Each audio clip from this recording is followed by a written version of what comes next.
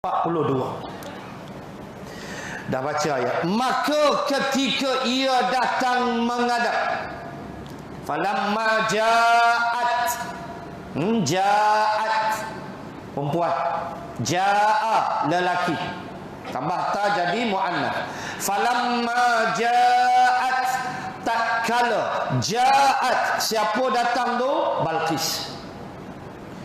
Dia sampai menghadap Nabi Sulaiman. Qila makna dikatakan pada dia. Siapa yang berkata pada dia? Nabi Sulaiman alaihi salam.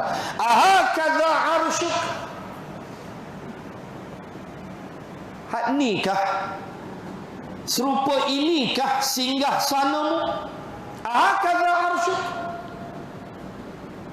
Kalau sambung arsyuki, bak dia perempuan, waqaf arsyuk. Hak ni ke? Hadza. Tak boleh hadhihi sebab jumuk, sebab dia isim jamak, maka dia bangunan, bukan jantan, bukan betina. Hadza maknanya nikah dia. Engkau punya istana serupa nikah.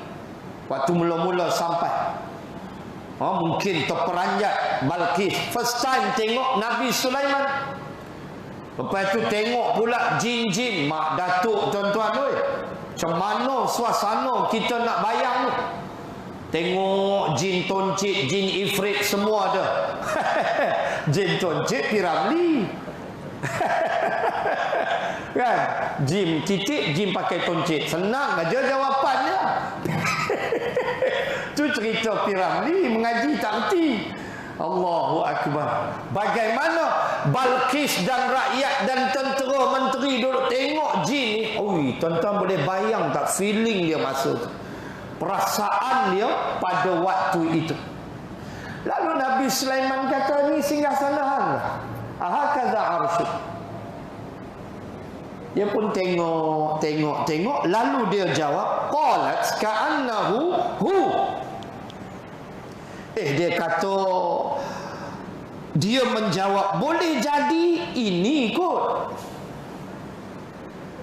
Qalat ka'annahu hu. Ka, ada ka tu makna boleh jadi. Makna dia tidak confident. Dia tidak punya keyakinan sebab sudah dimodify. Yang modify jin, bukan bangla tuan-tuan, yang cari pasal. Bukan bangla, jin. Cabut gitu atau balik tonggang sekejap aja. Manusia tolong-tolong sikit je lah, jin buat kerja banyak atas arahan Nabi Sulaiman. Lalu dia tengok nampak pelik. Ka'annahu hu. Aku rasa ni kot. Macam lah dia kata, macam singgah sana aku. Jawapan dia tidak confident. Kalau dia kata dia confident, dia kata ni. Dah, dia kata macam ni serupa ni je kot. Baik, tuan-tuan tengok jawapan Nabi Sulaiman. Nabi Sulaiman kata, dan kami telah diberikan ilmu pengetahuan sebelum berlakunya mukjizat ini, dan kami adalah tetap berserah diri menjunjung perintah Allah. Apabila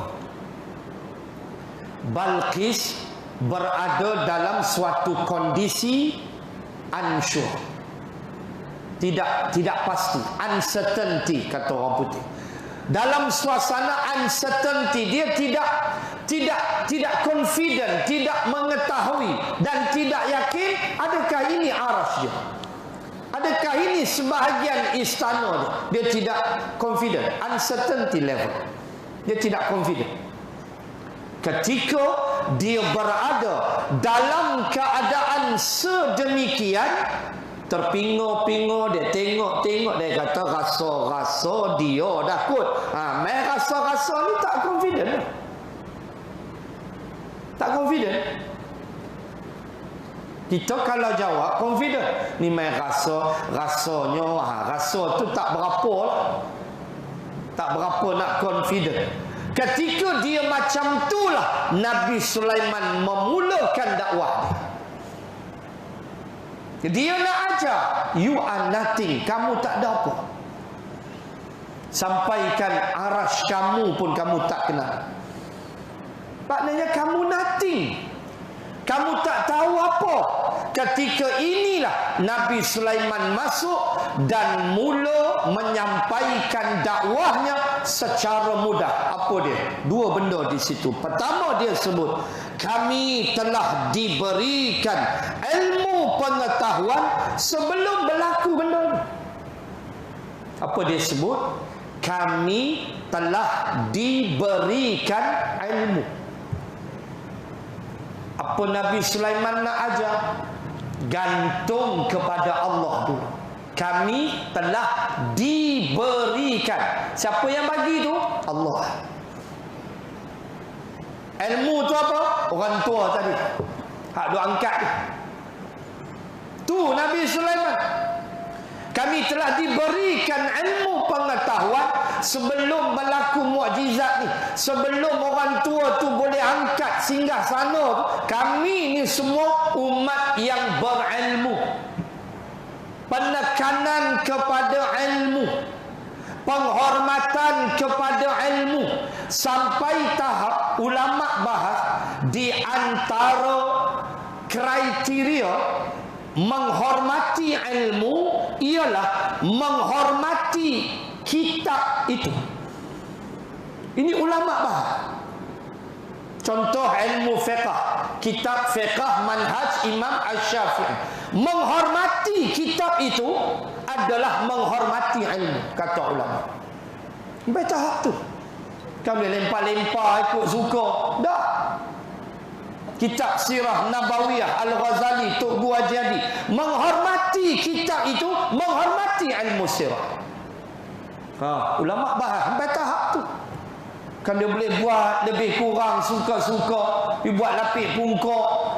Tak ada. Allah kata, tak. Mesti dihormati, kata ulama. Sebab itu di antara kriteria menghormati ilmu. Maka Nabi Sulaiman kata, kami generasi berilmu. Kami punya ilmu. Sebelum arah sampai kami berilmu dah. Penekanan pentingnya berilmu. Dan ilmu itu mestilah dalam keadaan kita memahami bahawa dengan ilmu itu kita semakin tunduk kepada Allah.